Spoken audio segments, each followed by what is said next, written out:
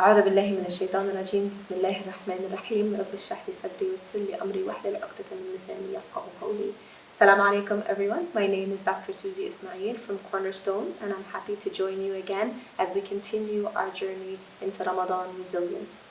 We're coming down to the last few nights of Ramadan and understanding that the spiritual elements of Ramadan, that connection that we feel with Allah Azza wa Jal, is one that we hope to continue to carry on way past the days of Ramadan, long after the days of fasting are done, and that we're able to continue to carry that connection that we have with Allah and that seeking of knowledge.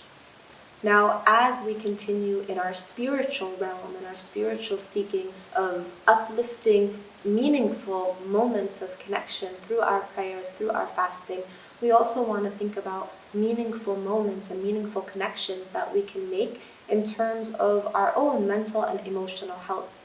We've talked a lot about the importance of not feeling alone in this journey in dunya, of recognizing that you're not meant to be alone, that Allah Azza wa Jal provides us with the resources, but sometimes we need to know where to look. In one of our previous episodes, we had mentioned the different types of counseling that exist. We talked a little bit about CBT and DBT and EMDR.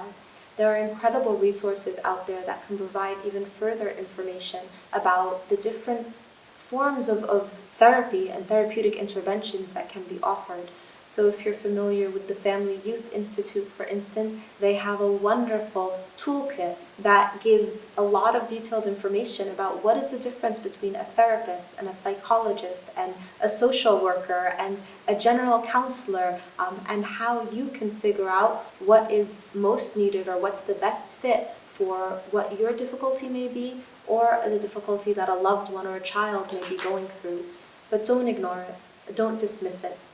There's also resources online. For example, if you go to the Psychology Today website and you type in Muslim counselor, you will find a whole list of Muslim counselors that are listed based on your area or your region. If you're familiar with Khalil Center, it's a wonderful center that began in Chicago and that has offices in several other locations as well, that provides the Islamic conceptualization of counseling.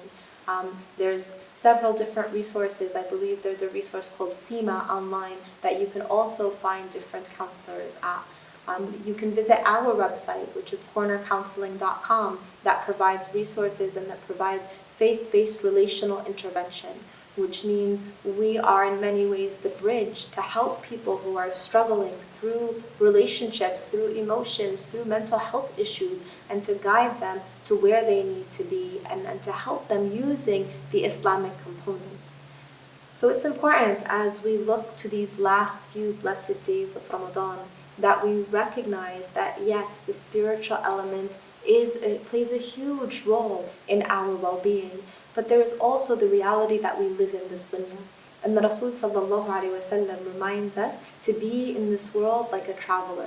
But what does it mean to be a traveler? Does it mean that you travel without packing any bags, that you don't take any luggage, that you leave your passport behind? No, it means that you recognize that there are aspects in this dunya that we need to take with us, that we need to take on that journey in order to keep moving towards our journey home, towards that journey, insha'Allah, to pleasing Allah and being called upon to enter Jannah with the nafs al-mutma'innah. So what does that luggage look like?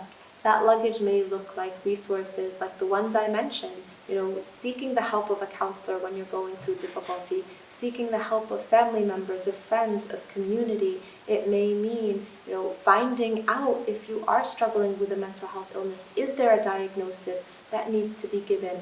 Are there medications that you may need? What avenues can help you through this dunya? Because our tests are hard, our tests are difficult, and they were meant to be that way because this dunya isn't Jannah. And if this dunya was easy, if this dunya didn't have tests and didn't have difficulty, what would we be striving for? So recognize that your striving is not striving in vain, that you are striving, trying to get to that place that is promised to the Sabirin, the glad tidings that are given to those who are patient. And in order to do so, you want to be able to use the resources that exist around us and to seek out that help. So I pray that Allah Azza wa Jal continues to bless us with the resources that can help each and every one of us on our journey.